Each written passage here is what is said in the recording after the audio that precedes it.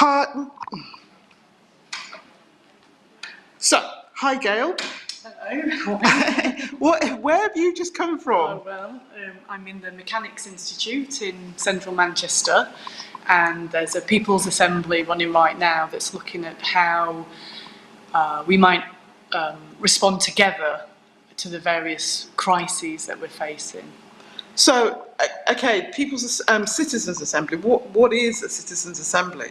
So there's two types of assembly. There's a Citizens Assembly, which has always been part of Extinction Rebellion's third demand, that we want a Citizens Assembly on climate and ecological justice. And a Citizens Assembly is chosen, like a jury is, randomly representing the population's demographics. A People's Assembly is a little bit different in that it's also a deliberative form of democracy, but it's whoever shows up on the day, and they come with their opinions and ideas and share those together. With the Citizens Assembly, it would be more sort of chosen to be more representative of the population. Oh, so, okay, that sounds brilliant, but what is the purpose of that to tackling climate change? Well, basically, we're in a time of polycrisis, and we've got to think about how to tackle it, right? We've created a lot of problems for ourselves. It's not going to be easy. We've got to make major changes in our society, and there's questions about what the priorities might be. So, Extinction Rebellion has never wanted to be saying, here's the blueprint, here's exactly how we should tackle the climate and ecological emergency. There are things out there, by the way, that are useful from that point of view. So Project Drawdown, which has been rewritten as Regeneration by Paul Hawken, is a really good, interesting sort of blueprint. For example, you had Zero Carbon Britain from the Centre for Alternative Technologies, and still within that there would be debates. Do we have regenerative agriculture? Do we focus more on different forms of agriculture that can happen in cities? Do we need everybody to be vegan, or is it about a mixed diet and different ways of producing the food? Is nuclear power a good thing or not, or is it the type of nuclear power that matters? So on and so forth. Excuse me. There's many opinions out there, including in the environmental movement, and we're not here to tell people what to think and what the answer is, because there is sort of no correct answer in that way. There's just lots of different ways of tackling it. So the idea is that we would be asking people, we'd bring in expertise with different opinions, and be asking people what they think and what they want to do together. So, but what's wrong with the current system? It sounds amazing, but we have a very good democratic system, apparently. I literally know you don't believe that. Apparently. It's interesting because 1 in 8 people in the UK don't think we've got a functional democracy, and I am one of them. 72% don't feel that they've got any kind of real power to make a difference. We know that there's a lot of lobbying goes off behind the scenes. There's political donations that are motivated to be influential. So since 2019, for example, the Conservative Party have been given 1.5 million from oil and gas interests. So that it's not a functional democracy. We also know that there's a power of the media. It's often been said that it's Rupert Murdoch that chooses the next Prime Minister here and in Australia. So what do you do when democracy has been so captured? It's also a great worry that this coming election, they're talking about bringing in ID cards, which will make it more difficult for people from excluded communities, who are less likely, by the way, to vote Conservative, to actually even vote. So there's an ongoing erosion. So I don't think that dictatorships are going to look the way they have in the past. People wearing funny uniforms, doing funny walks. Authoritarian governments are going to come in all shapes and sizes, and what they're going to do is erode the rights to protest. That's already happening, as we know. And they're going to make it increasingly difficult to vote in any alternative. There's been this thing called the Ford Report that very few people know about, that looked at what happened in the Labour Party when you had a socialist who was in charge of the Labour Party in the form of Jeremy Corbyn. So I often say that we've got a neoliberal dictatorship. You get to have one form of neoliberalism or the other. And that's the direction that's been doubled down on. So we have to look at ways to make our democracies real and functional. And representational democracy, where you vote for a person to supposedly represent you, may well be part of the mix. It would be interesting, I think, to have a citizens' assembly or series of them on constitutional reform, and specifically looking for difficult topics. It's a really good approach, because it can be very hard for even the best-meaning politicians to push for policies that are going to impact people's lives. I mean, I don't think we should think that it's all going to be bad, you know. I like what George Monbiot says about having private sufficiency and public luxury as an approach to how we want to live together. So we can make changes that could be better for all of us, and still, you know, people are resistant to change. 30% of people have genetically, apparently, authoritarian tendencies. So we have to be mindful of how people can feel insecure. And so a sort of assembly of ordinary people is supposed to serve as a reassurance that this is not business as usual, it's not politically motivated opinion, it's not ideological, it's what ordinary people think when they get together and they deliberate over the evidence before them. It's we're here off the back of a bus tour, isn't it? So you'll be going around the country, doing citizen assemblies, trying to mobilise the country, the communities to take action. So, you know, what is the purpose of the mobilisation for XR? Yeah, so the bus tours, there's 3 different buses going throughout the country, and in social movement theory there are different aspects that need to happen. So mobilisation is when you've got a whole pile of people who are already interested in what you're doing, and then you say, well, okay, let's all hit, you know, one of the dates is Parliament on the 1st of October, when many different movements are getting organised together, including Don't Pay, that I was mentioning today, the non-payment of energy bills. So, but in order to do that mobilising, you have to do organising, which is like meeting people and talking to them. And another key part of social movement theory is dialogue.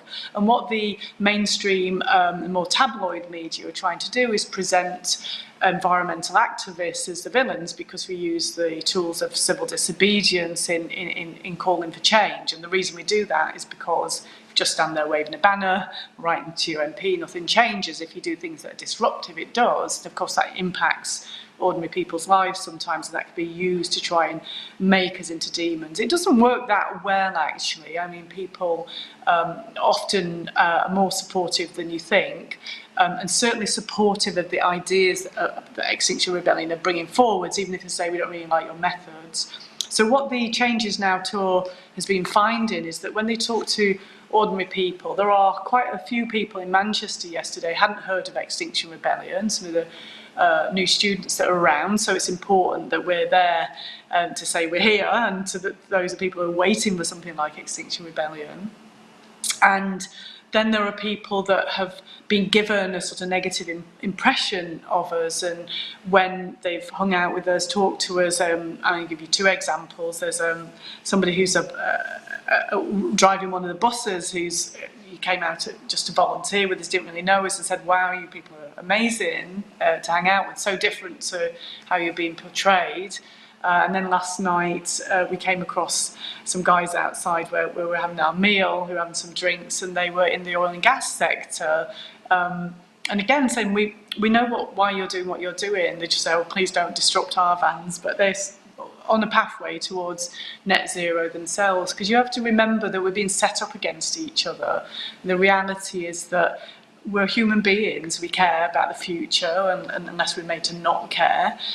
Many of us have investments in the future in the form of children, grandchildren, nieces, nephews, and care for the planet, care for non-human life. And in that shared care, there's a desire to find a way forwards together. So this tour is a necessary part of outreach, of being in dialogue, and I've just been on a little bit of it, and I'm sure there's lots to learn. non-violent direct action, civil disobedience. It's not all about the headline grabbing actions. Of course, that is part of it. It's the hard work that people do when they go to a stranger on the street and say, "What do you think? Tell me where you're at," and have a dialogue and do a lot of listening.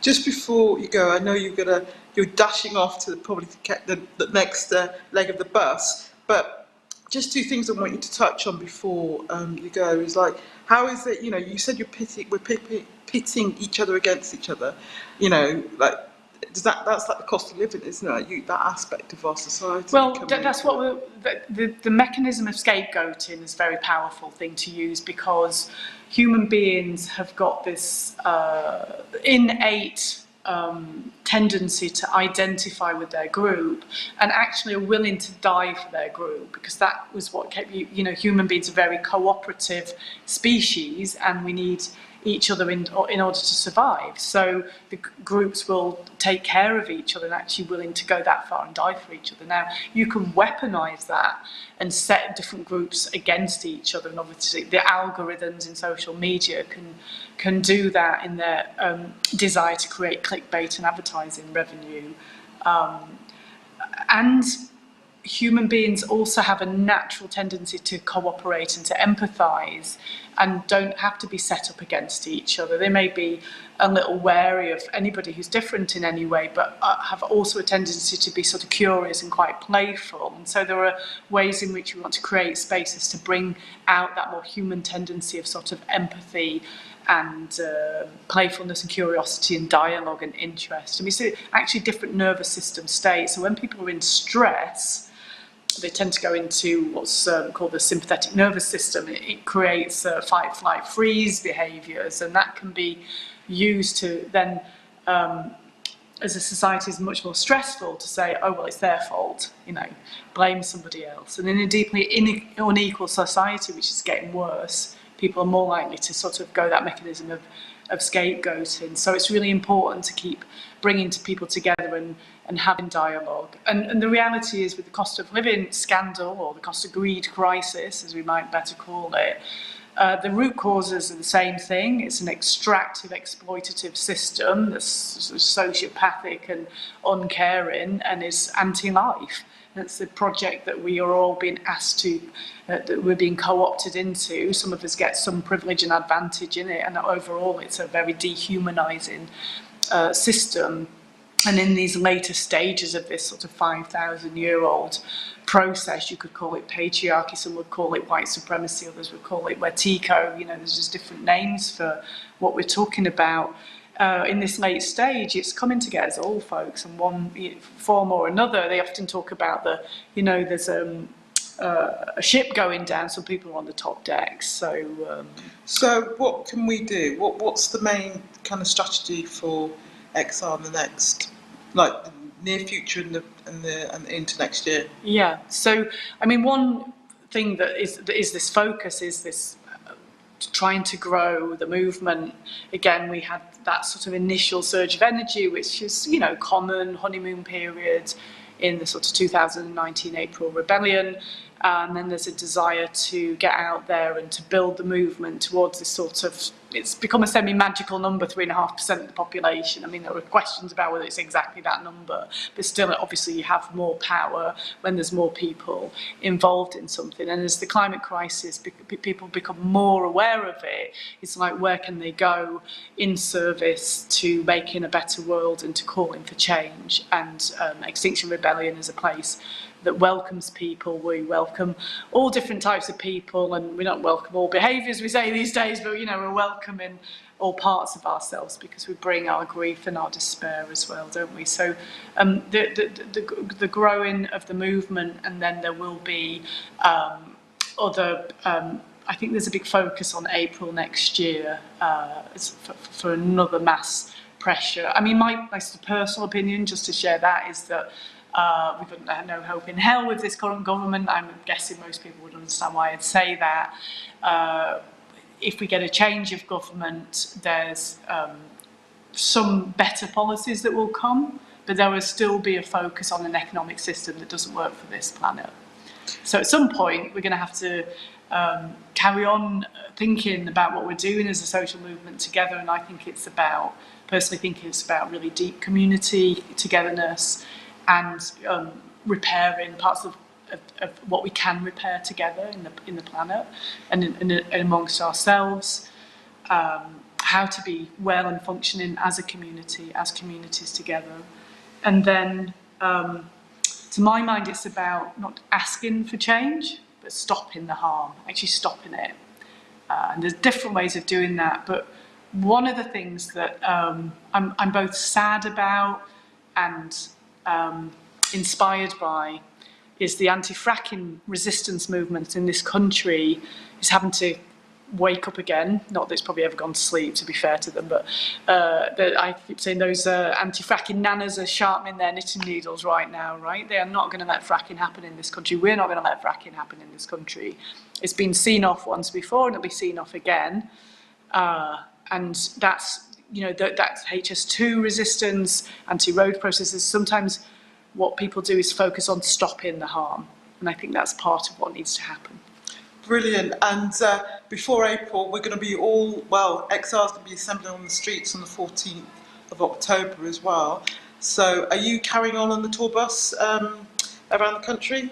Other people are, there are 3 different buses going different places. You can find out all about it on Exile's website and lead to other bits of information, so do join in. I personally am going to see my mum now in Yorkshire. Brilliant. Yeah, thank you so much for speaking to me, Gail. And it's always great learning from you. Back to Vlad.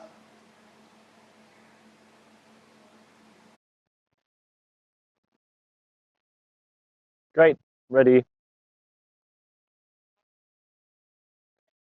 All right, hello, welcome to Nottingham here with the East Bus crew. My name is Marcus. I've just positioned my phone there so you can see the bus right behind me and me briefly while I speak to you, mostly from behind the camera. We're in Nottingham here, as I just said. We've been traveling around with our wonderful bus and our wonderful crew and meeting lots of rebels from local groups on our way. So we started this week on, I believe it was Wednesday, in Lincoln, which was very successful. In Lincoln, we did lots of beautiful outreach and spoke to people, had the bus parked right in the center of Lincoln, which sparked lots of conversations. By the way, we got our solar panel charging our battery as well, even though this just disappeared. This is what the bus looks like from this. So we've had good outreach in Lincoln. Went on to Newark in the evening to have a talk on citizens' assemblies. We've just heard from Manchester and Gail Bradbrook about citizens' assemblies, which is sort of our focal point, so to speak, in our tour. It's also written here, climate to fix climate inside of our bus, because obviously the cost of living crisis, the ever-increasing energy bills are on everyone's minds, and so many people are going to have to decide between heating and eating. So that this is really where we are starting our conversations. Loads and loads of people are worried about the climate crisis. We've had flooding in the areas that we've been traveling through. We've had, of course, the 40-degree summer this year here in Britain for the first time, and people are really terrified. I will show you some of the statistics in a little moment. So then we did give a talk and Q&A on citizens' assemblies in Newark on Wednesday evening before we traveled on with the bus to Chesterfield, where we did some wonderful outreach with the local group on Thursday. There's a wonderful map you can sort of follow along. We're the yellow line on the right side there. In Chesterfield, I met Steph for the first time. Her and we facilitated together a People's Assembly. Actually, my first time co-facilitating a People's Assembly. So we just heard from Manchester. They were having a People's Assembly going on at the same time while we were in the live stream. So we did that yesterday, and I skipped between Chesterfield and the People's Assembly in Leicester yesterday, we were also in Nottingham, which is actually where the bus is currently parked, which is because we had a COVID case. Our bus driver unfortunately got COVID, so we luckily found a short-term solution to park the bus up, and the local rebels were really great in just supporting us, helping us get to where we needed to be, and they hosted us, really kind people everywhere. And so we had a wonderful time in Nottingham. There's some of the bus crew. They're currently doing a bit of a cleaning. This is our regenerative day today, where we don't do any active outreach, and we regenerate by regenerating the bus, which used to have lots of posters on the side. They sort of came off. So we're back a citizens' assembly to fix climate and cost on the other side. Rebels for ending your reader time. You're amazing by cleaning. Yeah, so we've had wonderful conversations with lots of people in all these places. Where did I just get to? So we had Chesterfield, then we had Nottingham. Nottingham was amazing. We did 2 different places in Nottingham. I'm just walking into the bus to give you a bit of an impression now. This is what it looks like. In Nottingham, we had 2 different places. First in the morning, somewhere a little bit more on the outskirts, where there was sort of cafes and people walking slowly by a park. And then towards the midday afternoon, we moved everything into the city centre, where the famous lions are in Nottingham, and lots of university students and lots of other people from all walks of life. And we had amazing conversations. One of the reasons I'm coming into the bus actually is to show you our amazing main tool, which we've been using, and it's so easy to copy that for any local group across the country for your outreach, which we call the Magic Survey Board. You can see it here now. It's a citizen survey on the top. You may have come across it in some of our pictures already. And it's got 3 simple questions, which are perfect for getting a short comment going. We've just removed those 2 sheets here that we replace every day. You can see them here just lying about with all the little dots. Each dot represents 1 conversation that we've had with the public. And as you can see, they're all very much gathered around a few specifics on that sheet. They're mostly on the top, which is, of course, how concerned are you about the climate crisis? And they're either terrified or seriously concerned. There's a few that haven't really quite heard about it, or people are a bit confused about what's going on. They don't know whom to believe, which very clearly leads on to the problem with question number 2, the mistrust with the government. As you can see, everyone pretty much is gathered here on the bottom of the scale for the government not doing enough about these crises. So they all choose to go where the poop symbol is. And people love the fact that they get to take one of these colorful stickers here and just stick it on. First we used the green ones, and then they sort of were carried away by the wind a bit. So we have pink ones. This one's from yesterday, still on here. As you can see, the idea of citizens' assemblies are extremely popular. Most people don't really know much about it, which is why we've got the explanation here on the bottom. I really recommend, if you, with your local group, want to build one of these survey boards, then you just add that description. Really helps to read it out quickly to people. And yeah, it's really impressive just how many people are in favor of a better political system, of having citizens assemblies to address the climate crisis, but also other crises that we are facing in our current system. And loads of people are then also very happy to join Extinction Rebellion, to get involved, to get newsletters. So here we have an example of our QR code from yesterday from Leicester. So people just use their phones, scan the QR code. That works really quickly. Also for extra youth, a specific link for young people.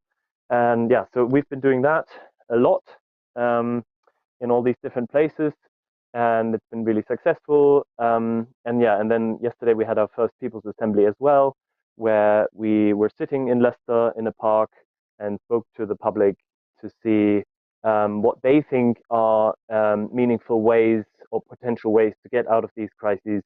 And so we had about 40 minutes of them deliberating on this question in small groups of people, 6 to 8 people, and then we collected all the results and wrote them down, because there's going to be lots of people's assemblies like this one across the country on this bus tour as we go forward. And all these results are, of course, going to be collated and used to further our understanding of how to tackle these crises together. So that is a short update from how life is going on the East Bus Tour. We've had a few people that had the tour, as I already mentioned, and then there are a few new people joining today and tomorrow, which is exciting. Already mentioned, we're able to connect very well with the local groups that we're visiting. We're bringing energy, we're answering questions. Another place that we went to yesterday that I haven't mentioned yet is Derby, where we did a bit more of an in-reach session in a park with the local group, with people that haven't been engaged for a while. So we had wonderful trainings going on. One training on citizens' assemblies, specifically to tell people how they can best explain it, and what are the exact ins and outs of, to answer everyone. So that was just really great. I did that together with Etienne from the Nottingham local group, which some of you might know because he's obviously a gold medal Olympian, our famous Etienne in Extinction Rebellion. And then we also had a wonderful workshop on outreach methods for the rebels to improve their ways of, excitingly bringing these messages to the people across the country and in their local groups. And we even learned a song together. So lots of really actions that we are making with the bus, and especially the out, which you don't need a big bus for.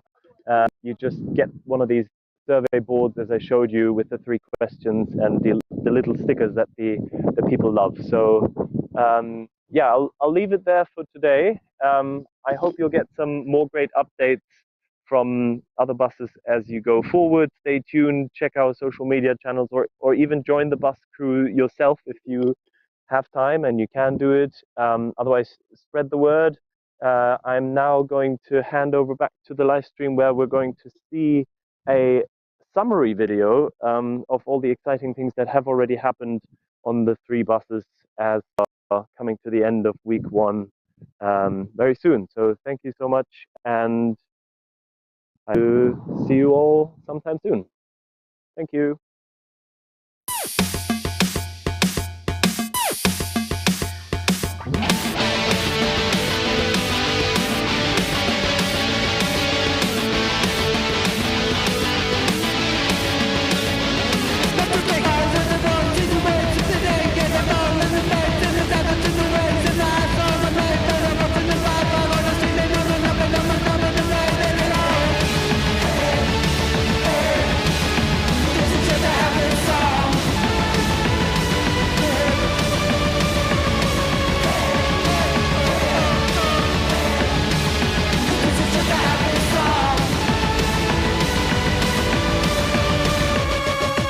You're right. Yeah, I'm on this bus thing. We're going like around the UK to back up our local groups in telling everybody what's going on with the climate crisis. But like, I'm going to be doing loads of art blocking, which I do adore. Look at some of the sexy stuff we've done already.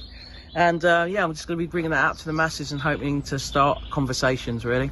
Hi, my name's Blythe and I'm one of the conductors on the middle bus going up to Scotland. Hi, my name's Kaylee. I'm Pandora. I'm on the bus for a few days. I'm helping coordinate outreach and XR youth on the central bus line. Hello, I'm Stuart. I'm Dolly. I'm one of the bus conductors on the Central Line route. Just having conversations with people that we go out and meet. Yeah, we've got a big journey ahead of us. We're here in Lancaster at the moment. We're going to be heading to Preston New Road fracking site, Morecambe, Blackpool, Halifax, Todmorden, Huddersfield. I'm really excited to be in Lancaster. It's such a beautiful place, and to kick off the tour doing outreach with lovely people here. We're going to Preston New Road, to the fracking site to see all the protesters there and talk to the local people. I'm really excited to hear what they've been doing and engage more people in their hard work. Manchester, Penrith, Carlisle, Glasgow, Stirling, Fife, Edinburgh, Aberdeen, Inverness, and probably some of the places that I've forgotten about.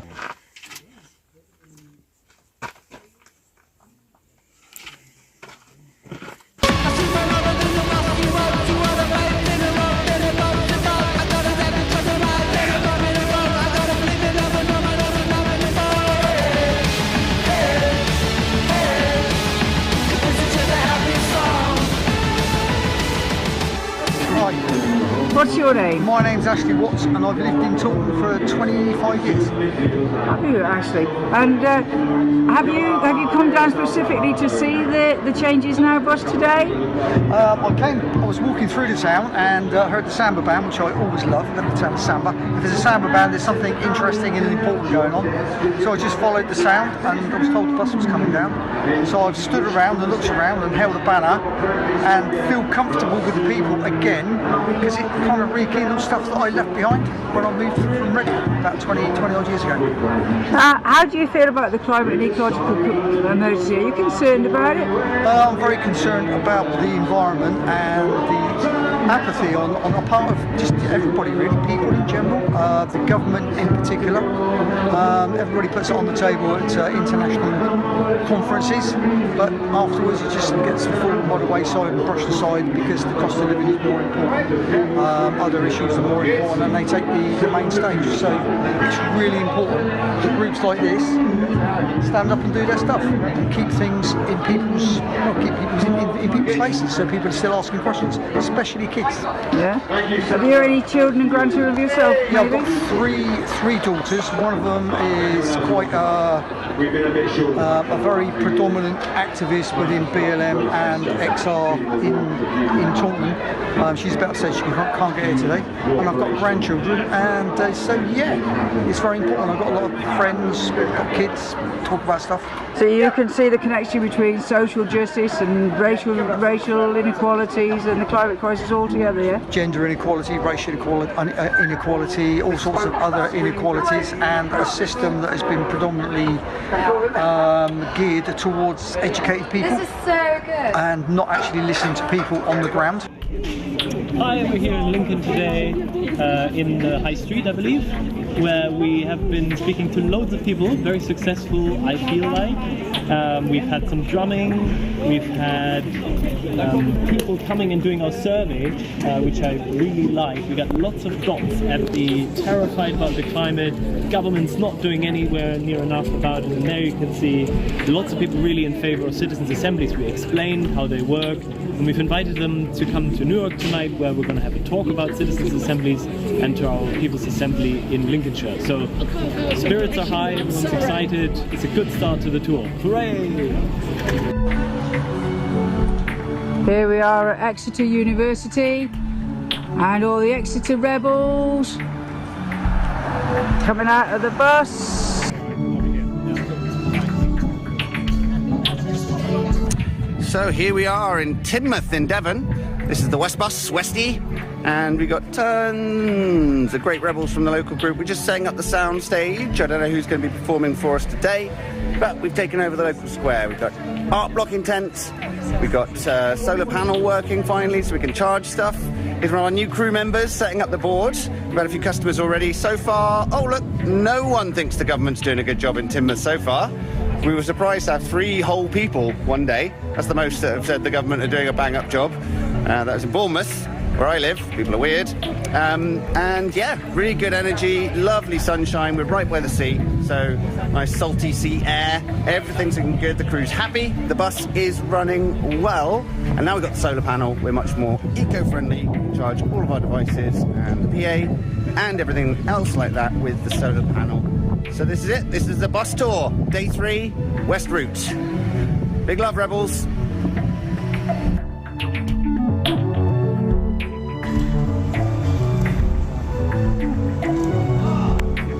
How do you feel feel about the climate and ecological emergency? Are you concerned, sir? I'm not concerned, I'm petrified. In 50 years' time, where we are standing, like as not, we'll be underwater unless we make some radical changes. The power of dialogue and deliberation and explore ways in which we can respond to these intersecting crises that we can face together.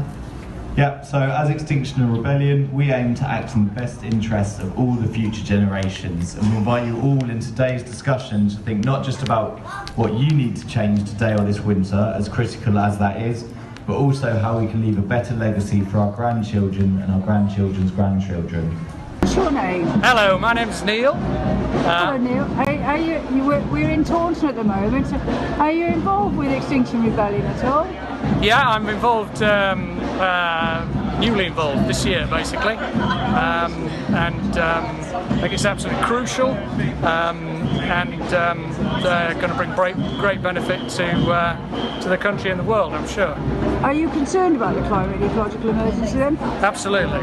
It's the biggest crisis that's faced our species, well, maybe ever, I don't know, I couldn't comment on that, but it's absolutely crucial, and the lack of action with regard to it is staggering, frankly. That's what I was going to ask you. Do you think our government is acting like they're going to resolve the climate crisis? No, I don't think they are. I think some have reasonable intentions, but they're not prepared to make the hard decisions that are necessary. This bus is headed for Belfast, but we've stopped here today in Weston-super-Mare in Somerset because they've done what should be done to all oil rigs. They've decommissioned the bugger and covered it in trees. So this is an ex-oil rig, this is the future. Meanwhile, the government are trying to dig up the past literally here in Somerset by fracking for absolutely no oil and creating earthquakes. So which future do you want? Decommissioned oil and clean energy, clean abundant energy, or fracking with this criminal government? Come with us on 21st of April 2023 to tell the government what you want in a peaceful demonstration. We need 100,000 people or more, and we can make history. Are you in?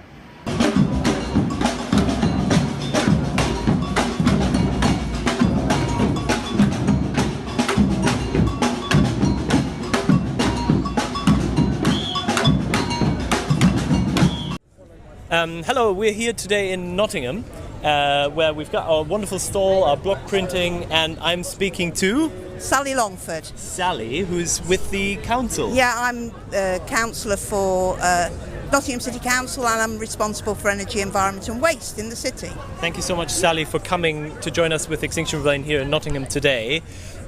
Firstly, how do you feel about what you're seeing here?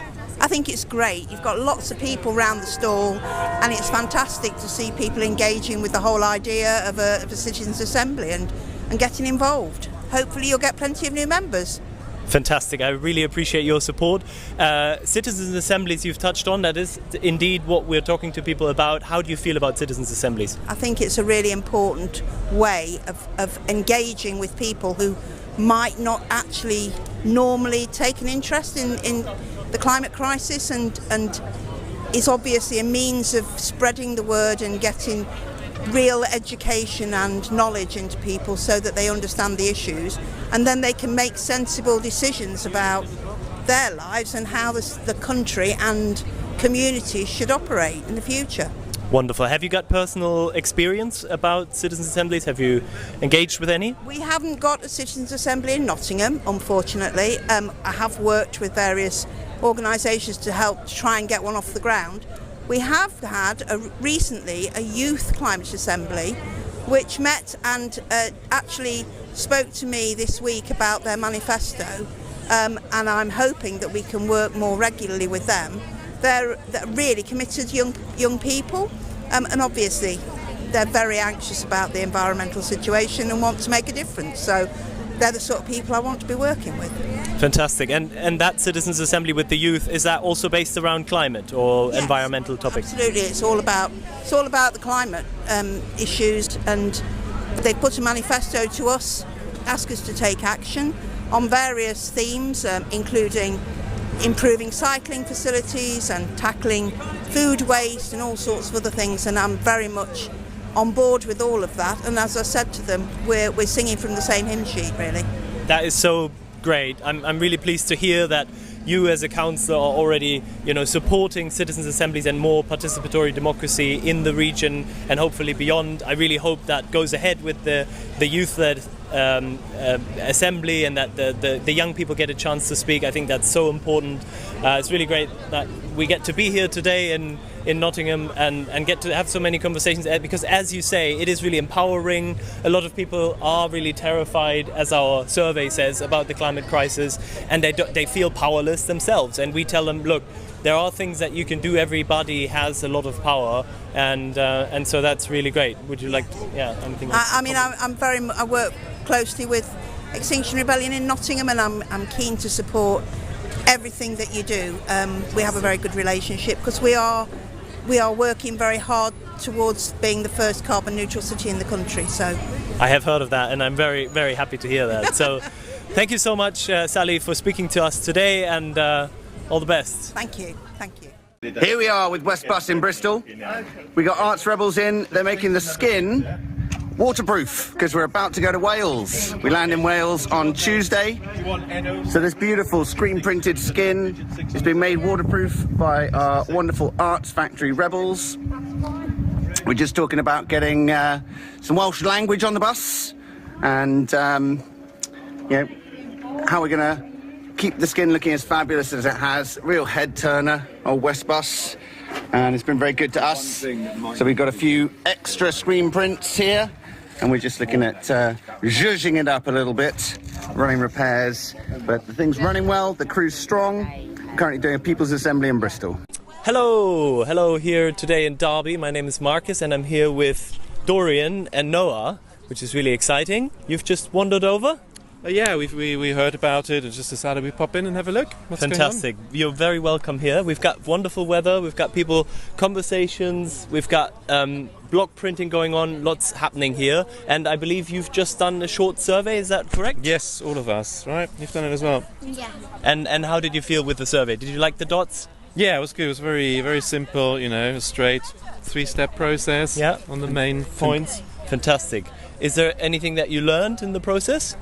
I think we just learned that there's a very consistent thought in this group, and we fall into that as well. So we shared the opinions there that we're not very happy with how things are being done at the moment. Yeah, it's difficult with the climate crisis and knowing that the government is doing so little, right? Yeah, absolutely. That's something you feel as well. And so then in the third question, we're obviously talking about citizens' assemblies. Is that something you've heard before? Yeah, I haven't looked into it a lot, but yeah, obviously we follow XR from time to time on the newsletter list. We've been to a few events, so yeah, we're familiar, but probably I can learn a bit more about it. Yeah. Exactly. There's always more to learn. That's one of the beautiful things in these spaces. There's so many things to get involved with and to learn, to find out. But a lot of good conversations. We've also have a flyer on the Citizens' Assembly to explain a bit more. Did you get one of those flyers? Yeah, I grabbed fantastic. One, sure. Right, and then the next upcoming event, obviously in Derby on Monday, that we are inviting people to. If you're free, you'd be very welcome to come. And then we're inviting people to come down to London. Were you invited to that as well? Yeah, we've been there before. I think it was 2 years ago. It was very, very impressive to see everyone. You enjoyed it. You were on my shoulders. Oh, there's loads of people. We just talked to your colleague, and it was surprising that the media here outside of London didn't really talk about it. So we saw hundreds of thousands of people on the road, and clearly it was stifled by the media, which was like our first insight into how the media doesn't work kind of for us, but for the government, which was a bit shocking. It is quite difficult, especially to think that all these people are coming out and trying to make a change, and then it just doesn't get reported on. So, which is one of the reasons why we believe that only with unfortunately having to do peaceful, non-violent direct action and civil disobedience will now cut through the noise and get our demand met about citizens' assemblies. So thank you so much for coming out here today, for supporting us again and coming to London, and we'll hope to see you again sometime soon. Thank you for doing that.